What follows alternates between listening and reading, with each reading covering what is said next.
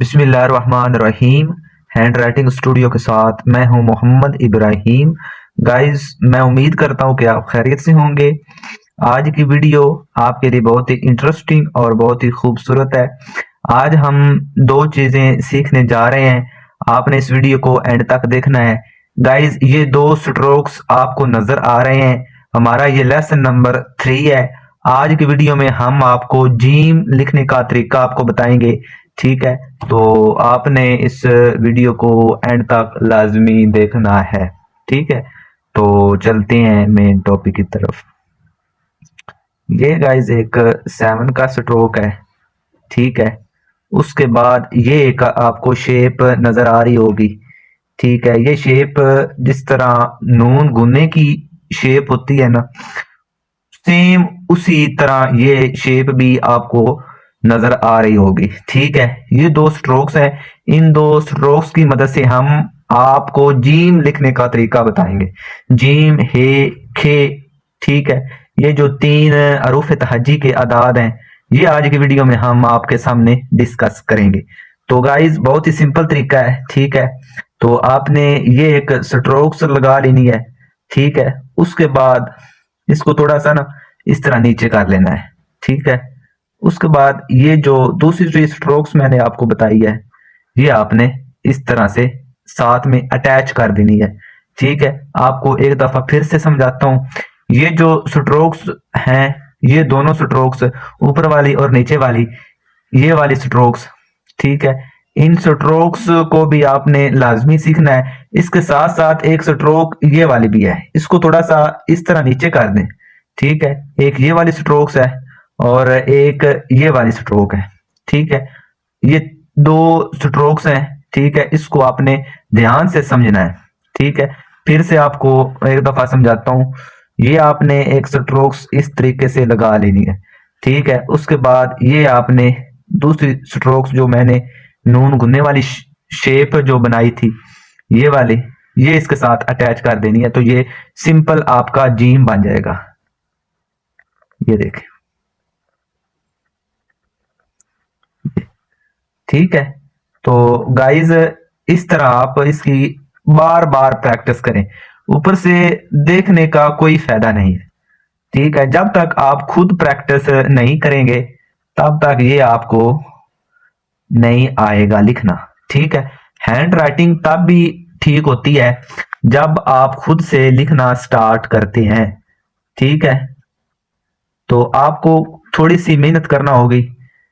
इस वीडियो को साथ साथ देखते रहें और साथ में एक मार्कर ले लें, साथ में एक रजिस्टर ले लें, और जिस तरीके से मैं ये लिखता जा रहा हूं, इस तरह आप भी प्रैक्टिस करते जाएं।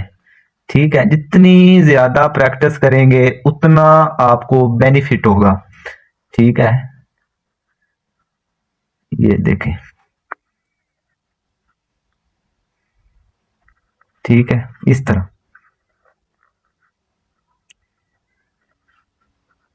ये जो अगर आप आज की वीडियो में ये 3 अदाद सीख लेते हैं तो आपकी 20% जो हैंड राइटिंग है वो इंशाल्लाह इंशाल्लाह बेहतर हो जाएगी।